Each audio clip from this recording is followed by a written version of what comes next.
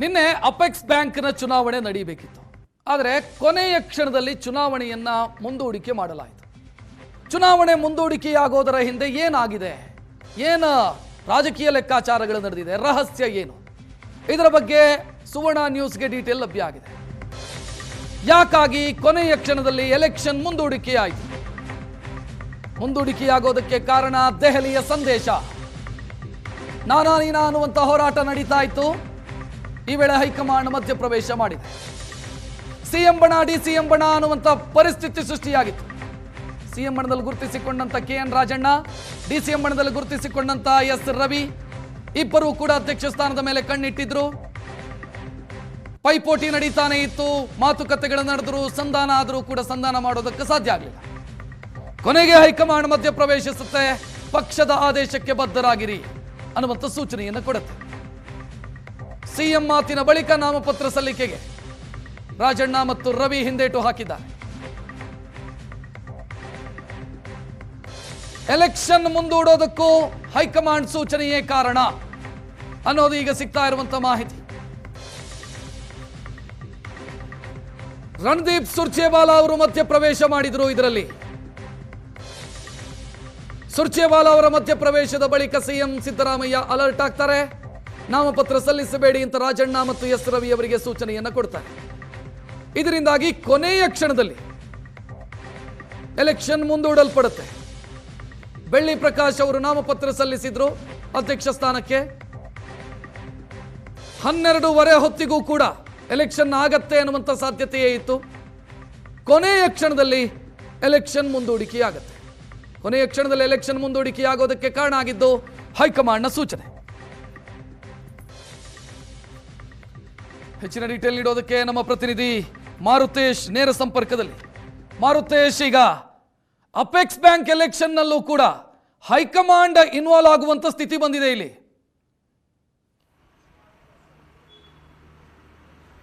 ರಕ್ಷತ್, ಹೌದು. ಯಾಕಂದ್ರೆ ಇದು ಬಹಳ ಅಪರೂಪದ ಸನ್ನಿವೇಶ. ಯಾಕಂದ್ರೆ ಅಪೆಕ್ಸ್ ಬ್ಯಾಂಕ್ ಈ ಅಧ್ಯಕ್ಷ ಚುನಾವಣೆ ನಡೆಯದ ರೀತಿ ಅವಿರೋಧವಾಗಿ ಆಯ್ಕೆಯಾಗಿಕೊಂಡು ಬಂದಿರುವಂಥದ್ದೇ ಸಂಪ್ರದಾಯ ಇದೆ. ಆದರೆ ಈ ಬಾರಿ ಸಿಎಂ ಮತ್ತು ಡಿಸಿಎಂ ಬಣಗಳ ನಡುವಿನ ತಿಕ್ಕಾಟ ಹೈಕಮಾಂಡ್ ಮಧ್ಯಪ್ರವೇಶ ಮಾಡುವಂತೆ ಮಾಡಿದೆ. DK ಶಿವಕುಮಾರ್ ಕಳೆದ 1 ವರ್ಷದಿಂದಲೂ ಕೂಡ ಬೆಳ್ಳಿ ಪ್ರಕಾಶ್ ಅವರನ್ನ ಇಳಿಸಿ ತಮ್ಮವ್ರನ್ನ ಮಾಡಬೇಕು ಅನ್ನುವಂಥ ಪ್ರಯತ್ನವನ್ನ ಮಾಡಿದ್ರು. ಆಗ ರಾಜಣ್ಣ ಅವರು ಸಹಕಾರ ಸಚಿವರು ಇದ್ದಾಗಲೂ ಕೂಡ ಅದಕ್ಕೆ ಸಹಕಾರ ಕೊಡಲಿಲ್ಲ. ಬೆಳ್ಳಿ ಪ್ರಕಾಶ್ ಅವರು ಅವಧಿ ಮುಗಿಯುವ ತನಕ ಅಧ್ಯಕ್ಷರಾಗಿ ಉಳಿದುಕೊಂಡ್ರು. ಈಗ ಅವರ ಅಧ್ಯಕ್ಷ ಅವಧಿ ಮುಗಿದಿದೆ, ಈಗ ಚುನಾವಣೆ ನಡೆಸಬೇಕು ಅನ್ನುವ ಕಾರಣಕ್ಕಾಗಿ ರವಿ ಅವರು ಹೇಳ್ತಾ ಇರೋದು, ನಮಗೆ ಹೈಕಮಾಂಡ್ ನೇತೃತ್ವದಲ್ಲಿ ಮುಖ್ಯಮಂತ್ರಿಗಳೇ ಮಾತು ಕೊಟ್ಟಿದ್ರಿ, ನನಗೆ ಬೇಡಿಕೆ ಈಡೇರಿಸಿ ಅಂತೇಳಿ ಅವರು ಪಟ್ಟು ಹಿಡಿದಿದ್ದಾರೆ. ಯಾರಿಗೆ ನಿರ್ದೇಶಕರ ಬೆಂಬಲ ಇರುತ್ತೋ ಅವರನ್ನು ಮಾಡಿ ಅಂತೇಳಿ ರಾಜಣ್ಣ ಕೂಡ ಪಟ್ಟು ಹಿಡಿದಿದ್ದಾರೆ. ಇಬ್ಬರೂ ಕೂಡ ಸಿಎಂ ಮಾತನ್ನ ಕೇಳದೇ ಇರುವ ಕಾರಣಕ್ಕಾಗಿ ನಾಮಿನೇಷನ್ ಫೈಲ್ ಮಾಡುವ ಹಂತಕ್ಕೆ ಹೋಗಿತ್ತು. ಯಾವಾಗ ಈ ವಿಚಾರ ಹೈಕಮಾಂಡ್ ಗಮನಕ್ಕೆ DK ಶಿವಕುಮಾರ್ ಬಣದಲ್ಲಿರ್ತಕ್ಕಂಥ ನಿರ್ದೇಶಕರು ಅಥವಾ ಶಾಸಕರು ಹೈಕಮಾಂಡ್ ಗಮನಕ್ಕೆ ತಂದ್ರು, ಆಗ ಸುರ್ಜೇವಾಲಾ ಮಧ್ಯಪ್ರವೇಶ ಮಾಡಿ ಚುನಾವಣೆ ನಡೆಸದ ರೀತಿ ನೋಡಿದ್ರು. ನಿನ್ನೆ ಚುನಾವಣೆ ಸಂದರ್ಭದಲ್ಲಿ ನಾಮಿನೇಷನ್ ಹಾಕ್ತಾರೆ ಅಂತಲೇ ಭಾವಿಸಲಾಗಿತ್ತು. ಒಂದು ಕಡೆ ರಾಜಣ್ಣ ಕೂತಿದ್ರು ಅವರ ಬೆಂಬಲಿತ ನಿರ್ದೇಶಕರ ಜೊತೆ, ಇನ್ನೊಂದು ಕಡೆ ರವಿ ಅವರ ಬೆಂಬಲಿತ ನಿರ್ದೇಶಕರ ಜೊತೆ ಕೂತಿದ್ರು. ಇಬ್ಬರು ಕೂಡ ನಾಮಿನೇಷನ್ ಸಲ್ಲಿಸಲಿಲ್ಲ. ಮುಖ್ಯಮಂತ್ರಿಗಳ ಸೂಚನೆ ಮೇರೆಗೆ ನಾಮಪತ್ರ ಸಲ್ಲಿಸಿದ್ದಂಥ ಬೆಳ್ಳಿ ಪ್ರಕಾಶ್ ಮತ್ತು ಉಪಾಧ್ಯಕ್ಷ ಸ್ಥಾನಕ್ಕೆ ಶರಣಗೌಡ ಬಯ್ಯಾಪುರ ಅವರು ಕೂಡ ವಾಪಸ್ ತಗೊಂಡ್ರು. ಟೆಕ್ನಿಕಲಿ ಯಾವ ಅಭ್ಯರ್ಥಿಗಳು ಇಲ್ಲದೇ ಇರುವ ಕಾರಣಕ್ಕಾಗಿ ಚುನಾವಣೆ ಮುಂದೂಡಿಕೆ ಆಯಿತು. ಅಂದರೆ ಬಣಬಡಿದಾಟಗಳ ತಿಕ್ಕಾಟ ಹೈಕಮಾಂಡ್ ತಲುಪಿದೆ ಮತ್ತು ಅಪೆಕ್ಸ್ ಬ್ಯಾಂಕ್ ಅನ್ನುವಂಥದ್ದು ಒಂದು ನೆಪ. ಆದರೆ ಇಲ್ಲಿ ರಾಜಣ್ಣ ವರ್ಸಸ್ DK ಶಿವಕುಮಾರ್ ಅನ್ನುವಂತಹ ಫೈಟ್ ನಡೀತಾ ಇದೆ ಅನ್ನೋದು ಬಹಳ ಸ್ಪಷ್ಟ. ಯಾಕಂದ್ರೆ DK ಶಿವಕುಮಾರ್ ರಾಜಣ್ಣ ಅವರನ್ನ 2 ಬಾರಿ ಭೇಟಿಯಾಗಿದ್ರು.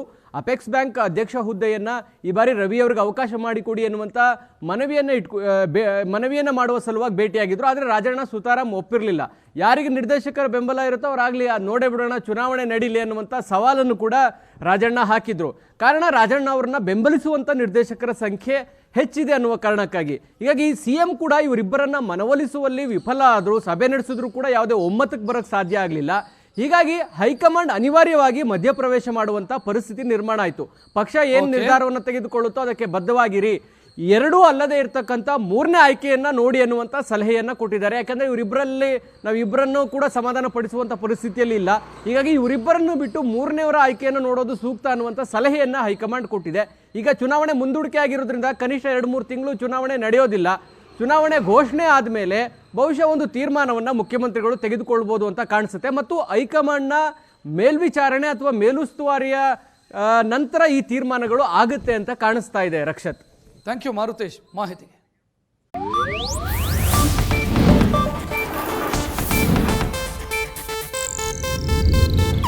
ಇದು ಏಷ್ಯಾನೆಟ್ ನ್ಯೂಸ್ ನೆಟ್ವರ್ಕ್ ಪ್ರಸ್ತುತಿ.